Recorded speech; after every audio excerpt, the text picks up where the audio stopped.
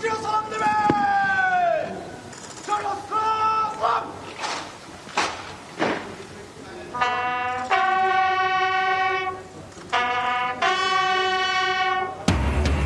জাতীয় স্মৃতিসৌধে মন্ত্রিসভার সদস্যদের নিয়ে প্রধানমন্ত্রী তারেক রহমানের শ্রদ্ধা। জিয়াউর রহমান ও বেগম খালেদা জিয়ার সমাধিতেও জানাবেন শ্রদ্ধা।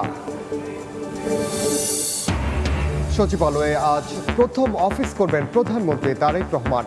বিকেলে হবে মন্ত্রিসভার প্রথম বৈঠক। নতুন মন্ত্রী প্রতিমন্ত্রীদের বরণ করতে প্রস্তুত কর্মকর্তারা। জুলাই অভ্যুত্থানের আকাঙ্ক্ষা বাস্তবায়নে সোচ্চার থাকবে জামাত, জানালেন ডাক্তার শফিকুর রহমান।